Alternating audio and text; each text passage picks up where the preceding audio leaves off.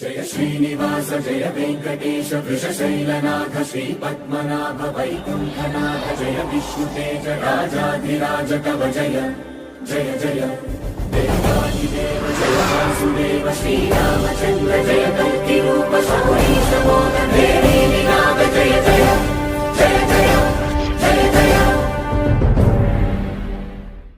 ప్రతి కథకి ఒక హీరో ఉంటాడు. ప్రతి మనిషికి ఒక హీరో లాంటి వ్యక్తి ఇన్స్పిరేషన్గా ఉంటాడు. ప్రతి కుటుంబాన్ని నడపడానికి ఒక హీరో ఉంటాడు. ఈ కథకి మా కుటుంబానికి హీరో మా నాన్న. అవును, మా నాన్నే మా ఎవర్ గ్రీన్ హీరో, మా ఫ్యామిలీ హీరో. ఇప్పుడు నేను చెప్పబోయే కథకి హీరో. కృషి ఉంటే మనుషులు ఋషులవుతారు, మహాపురుషులవుతారు అని అన్నారు ఓ మహాకవి. ఆ మాటలకు నిలువెత్తు నిదర్శనం మా నాన్న. అబ్దుల్ కలాం గారు దేశానికి హీరో. సచిన్ టెండూల్కర్ గారు క్రీడా రంగానికి హీరో. స్వశక్తితో మెగా స్టార్ గా ఎదిగిన చిరంజీవి గారు సినీ రంగంలో ఒక గొప్ప హీరో. వాళ్ళలాగే స్వశక్తితో స్వయం కృషితో ఎదిగిన మా నాన్న, మా అందరి ఎదుగుదలకు సహకరించిన మా నాన్న మాకు హీరో. 1963 నవంబర్ 28వ తేదీన శ్రీ సిరిపన్శెట్టి రాములు అప్పల్ నరసమ్మ పుణ్య దంపతులకు జన్మించారు శ్రీ సిరిపన్శెట్టి సూర్యనారాయణ గారు. తల్లిదండ్రులకు ఇతను మూడో సంతానం కాగా ఈయనకి ఒక అన్నయ్య, ఒక అక్క, ఒక చెల్లి, తోబుట్టువులు. చిన్నతనం నుంచి ఎన్నో కష్టాలు, ఒడిదొడుకులు ఎదుర్కొని జీవితం వైపు పోరాడారు మా నాన్నగారు. చదువు మాత్రం ముందుకు సాగలేదు. అప్పటి పరిస్థితుల మూలంగా 5వ తరగతితో చదువుల ఒడిని వదిలి అమ్మ ఒడి లాంటి నేలతల్లి ఒడిని చేరారు. తరతరాలుగా వస్తున్న వ్యవసాయాన్ని వంట పట్టించుకున్నారు మా నాన్నగారు.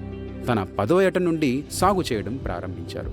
ఒకవైపు వ్యవసాయం, మరోవైపు రాత్రుల చదువు. మనిషికి మానవాళి జీవన మనుగడకు అవసరమైన పెదబాల శిక్షని అవపోసాన పట్టారు.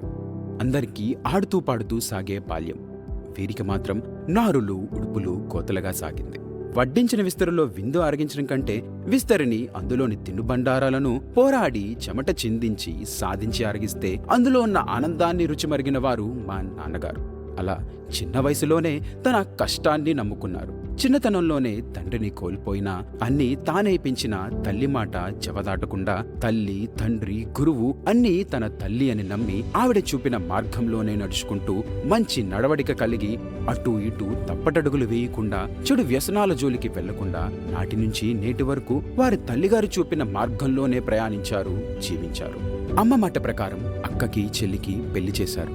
వ్యవసాయంలో వరి, చెరుకు, మిరప, గంటి, సోడి, కూరగాయలు ఇలా అన్ని రకాల పంటలు పండించడంలో మంచి నేర్పరితనం సాధించారు. ఇలా సాగుతున్న వీరి జీవితంలోకి 1984వ సంవత్సరంలో మా అమ్మ అప్పలమని భారీగా వచ్చేసింది. వ్యవసాయ కుటుంబానికి చెందినవారు కాకపోయినా వీరి ఇంట అలవాట్లు, వాతావరణం కొత్త అయినా నాన్నగారి మీద ఉన్న గౌరవంతో అన్నీ అలవాటు చేసుకొని భర్తకు చేదోడు వాదోడుగా ఉండేది అమ్మ. 1986వ సంవత్సరంలో స్టీల్ ప్లాంట్ కి అవసరమైన రైల్వే ట్రాక్స్ నిర్మించడంలో ఇండియన్ రైల్వేస్ లో కలాసిగా చేరారు. తర్వాత స్టీల్ ప్లాంట్ కమిషనింగ్ కోసం అవసరమైన ఫ్యాబ్రికేషన్ వర్క్స్ చేయడం, వడ్లపూడిలో గల ఫెర్రోఎలాస్ లోనూ కొంతకాలం చెమటోడ్చి తమ సేవలు అందించారు. తదుపరి 1989 అక్టోబర్ 24వ తేదీన స్టీల్ ప్లాంట్ లో క్యాజువల్ కలాసీగా చేరారు. తన తొలినాటి జీతం కేవలం రోజుకి 49 రూపాయలు మాత్రమే. ఆ తర్వాత తన కష్టం, తన చెమట, తన పోరాటంతో అంచెలంచెలుగా ఎదిగి ఇప్పుడు S8 స్థానంలో రిటైర్ అవుతున్నారు మా నాన్నగారు. ఇవి అన్నీ కూడా అందరూ చేసేవే, అందరి జీవితంలో జరిగేవే. కానీ వాటిని వీరు సాధించిన విధానం, ఆ కష్టం మా వరకు రాకుండా మాకు తెలియకుండా మమ్మల్ని పెంచిన విధానం స్ఫూర్తిదాయకం. ఇలా అందరికీ స్ఫూర్తిగా నిలుస్తూ అందరితో చురుకుగా చలాకీతనంతో అందరినీ నవ్విస్తూ నవ్వులు పండించారు. ఇక వీరి కళ విషయానికి వస్తే ఈయనకి భజన పాటలు పాడడం మహాసరదా. చెడుతలు వాయిస్తూ ఉత్సాహంగా ఆడేవారు. తోబుట్టువులపై మమకారం, ప్రేమ, బాధ్యత అన్నీ ఎక్కువే. మీరు వారిపై చూపే ప్రేమ, అభిమానం వెలకట్టలేం నాన్న. అలాగే మేము ఎలా ఉండాలో మాకు మీరు చెప్పకనే చెప్పారు. ఇలా ఏ బంధమైనా దానికి ఇవ్వాల్సిన గౌరవాన్ని, బాధ్యతని మీరు చేసి మాకు చూపించారు. ఆ బాటలో మమ్మల్ని నడిపించారు. ఇక మీ పిల్లలుగా మీ ప్రపంచంలో మాది ప్రత్యేక స్థానం అనడంలో సందేహం లేదు. మీరు చదువుకోలేకపోయిన అప్పటి పరిస్థితులు మాకు తెలియకపోవచ్చు, కానీ మా చదువుల కోసం మీరు తీసుకున్న శ్రద్ధ, మీరు పడిన కష్టం మాకు తెలుసునన్నా. మీరు మమ్మల్ని పెంచిన విధానం మాకు ఎంతో ఆదర్శప్రాయం. మీరు మమ్మల్ని తీర్చిదిద్దిన తీరు మమ్మల్ని రోజు ఇన్స్పైర్ చేస్తుంది నాన్న.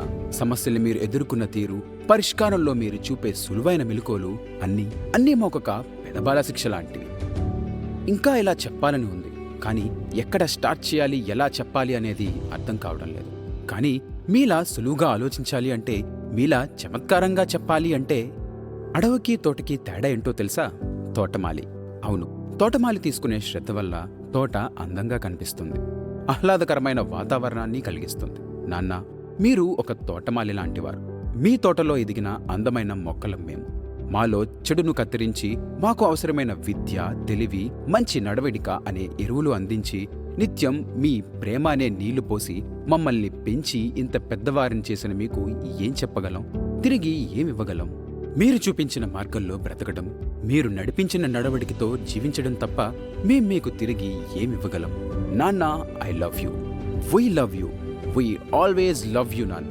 మీ సెకండ్ ఇన్నింగ్స్ ఇంకా బ్యూటిఫుల్గా ఉండాలని కోరుకుంటూ, మీకోసం ఆఖరిగా ఒక్క మాటలో చెప్పాలంటే, మీ అభిమాన హీరో బాలకృష్ణ స్టైల్లో చెప్పాలంటే, యు ఆర్ అన్స్టాపబుల్.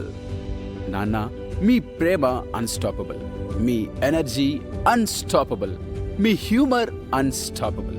అల్టిమేట్గా నాన్న, మీరే అన్స్టాపబుల్. మీరు ఇలా చిరకాలం మీ జీవిత మజిలీ గుర్తుండిపోయేలా, మీ చిన్ననాటి అలనాటి తీపి జ్ఞాపకాల అక్షరమాల మీకోసం. నాన్నకు ప్రేమతో.